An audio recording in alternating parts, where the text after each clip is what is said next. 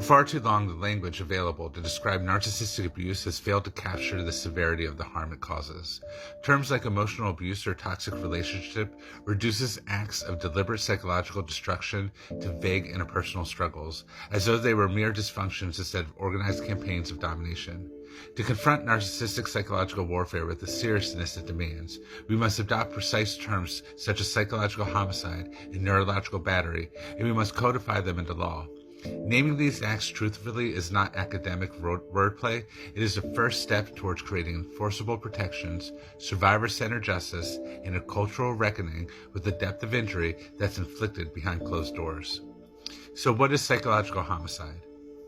Psychological homicide is a deliberate destruction of a person's identity, autonomy, and will to live through sustained psychological warfare. It doesn't mean the cessation of biological life, but it captures the lived reality of victims who have had their inner life systematically dismantled until they no longer recognize themselves. Just as physical homicide robs the body of breath, psychological homicide robs the mind of its vitalities. Perpetrators achieve this by using tactics designed to annihilate a victim's sense of safety, purpose, and value. Gaslighting to erode trust and memory, isolation to strip away supportive witnesses, humiliation to collapse dignity, and coercive control to extinguish freedom of thought.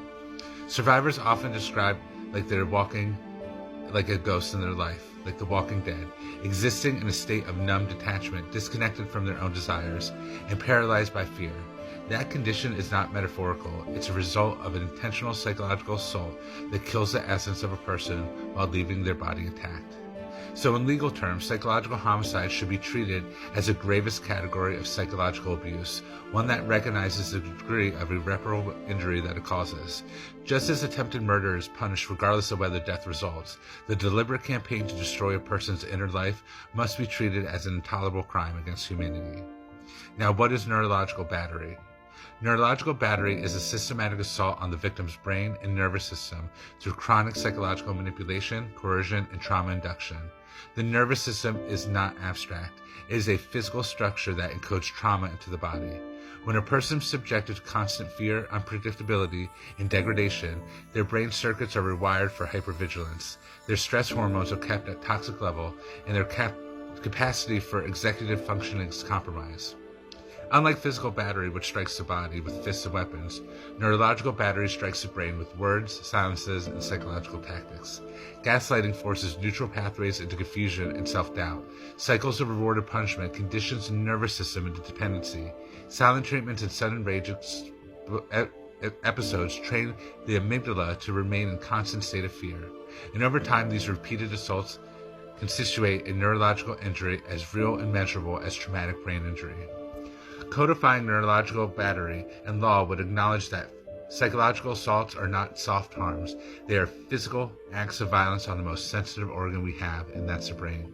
Survivors often suffer memory gaps, cognitive decline, insomnia, flashback, somatic illnesses, and complex post-traumatic stress disorder, all because their nervous system has been battered into submission.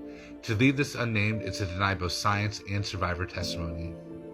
We must codify these terms into law, because precision protects survivors. Without precise legal language, survivors face disbelief. Courts often dismiss psychological evidence as subjective or too emotional. Codifying terms like psychological homicide and neurological battery anchor survivors' testimony and recognize the legal definitions, shifting the burden onto the perpetrators to answer for their behavior.